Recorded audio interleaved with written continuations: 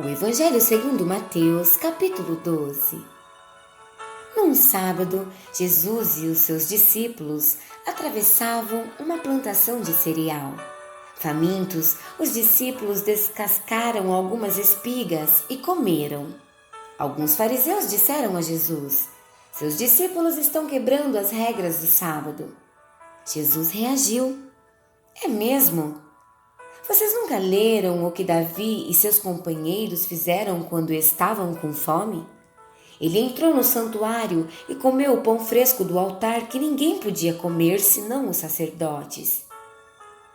Também nunca leram na lei de Deus que os sacerdotes, cumprindo seus deveres no templo, quebravam as regras do sábado o tempo inteiro e não eram condenados por isso? Na lei do sábado há muito mais que religião.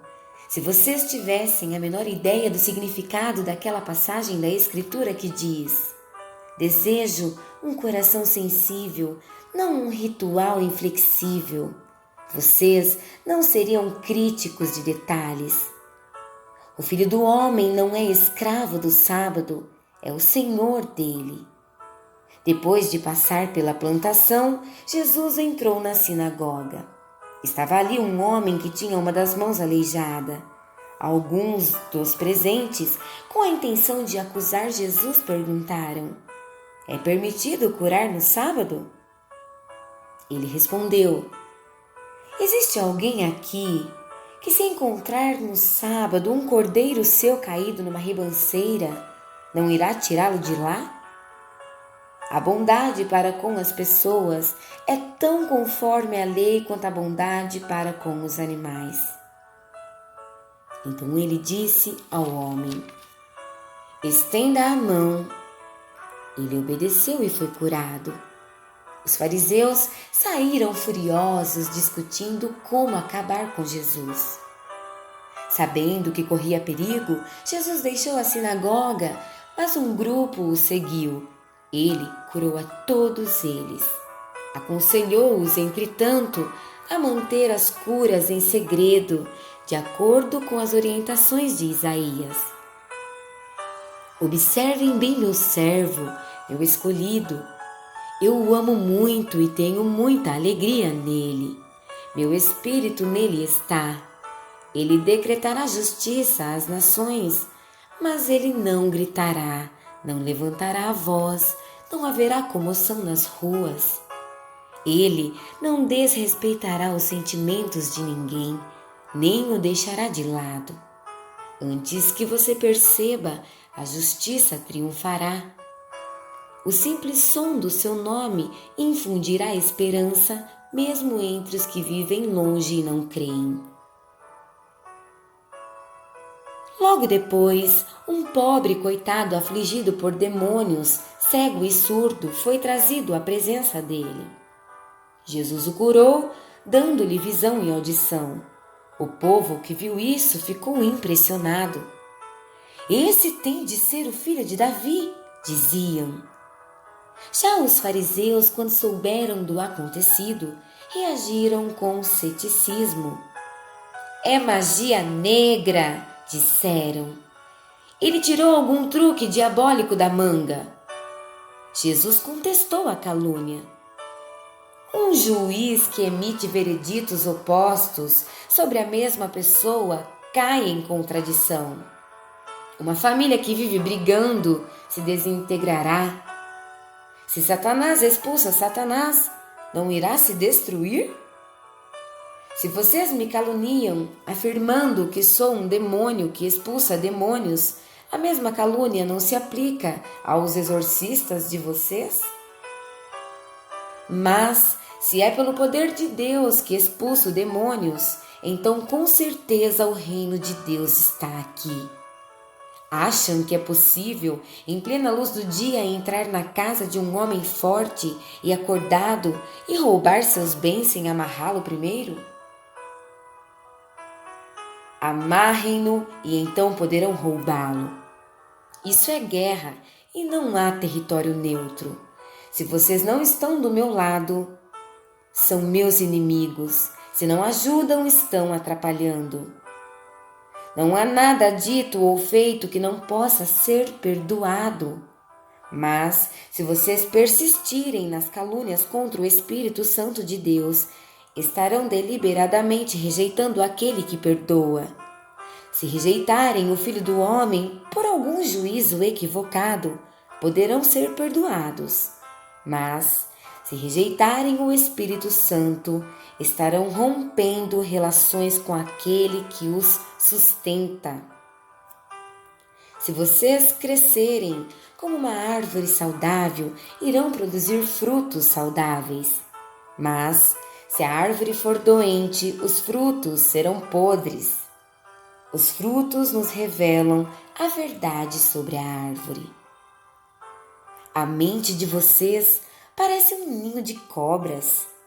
Como dar crédito ao que dizem, já que são tão tolos? É o coração, não o dicionário, que dá significado às palavras. A pessoa de bem produz boas obras e boas palavras todo o tempo, mas a pessoa má é como praga no pomar. Permitam-me dizer uma coisa. Cada uma dessas palavras impensadas voltará para assombrá-los. A hora da prestação de contas vai chegar. As palavras são poderosas. Levem-nas a sério. Elas podem ser a sua salvação, mas também podem condená-los. Mais tarde, alguns líderes religiosos e fariseus interpelaram Jesus. Mestre, queremos ver suas credenciais, uma prova conclusiva de que Deus está com você. Que tal um milagre? Jesus respondeu: vocês procuram uma prova, mas estão procurando o tipo errado de prova. Tudo o que querem é algo para satisfazer a curiosidade, o desejo de ver milagres. A única evidência que terão é a que se parece com uma total ausência de provas. O sinal de Jonas. Assim como Jonas ficou 3 dias e 3 noites no ventre do peixe, o Filho do Homem, por 3 dias e 3 noites, será posto numa cova profunda. No dia do juízo, os ninivitas se levantarão e apresentarão a prova que condenará essa geração, porque quando Jonas pregou em Nínive, eles mudaram de vida. Aqui está um pregador mais importante que Jonas e vocês querem provas. No dia do juízo, a rainha de Sabá virá de longe e apresentará uma prova que condenará esta geração, porque ela viajou de uma região remota da terra para ouvir o sábio Salomão. E diante de vocês está a sabedoria maior que a de Salomão, mas vocês se preocupam com provas. Quando é expulso de alguém, o espírito maligno vagueia pelo deserto, procurando um oásis, uma alma distraída que possa atormentar. Se não encontra nada, diz consigo mesmo: vou retornar para minha antiga casa. Quando retorna, encontra a pessoa limpa, porém vazia. Então, o espírito reúne outros 7 espíritos ainda piores e todos se instalam ali. O estado da pessoa agora é pior do que antes. É assim que esta geração se parece. Vocês pensam que, por remover o lixo de sua vida, estão prontos para Deus. Mas, como não foram receptivos à mensagem do reino que eu prego, os demônios estão voltando. Ele ainda falava à multidão quando sua mãe e seus irmãos apareceram. Eles estavam do lado de fora tentando mandar-lhe um recado. Foi quando alguém informou: sua mãe e seus irmãos estão aqui, querem falar com o Senhor. Jesus não deu uma resposta direta, mas perguntou: quem vocês acham que são minha mãe e meus irmãos? Ele então apontou para seus discípulos: olhem bem, estes são minha mãe e meus irmãos. Mais vale a obediência que laços de sangue. Quem faz a vontade de meu Pai Celestial é meu irmão, irmã e mãe.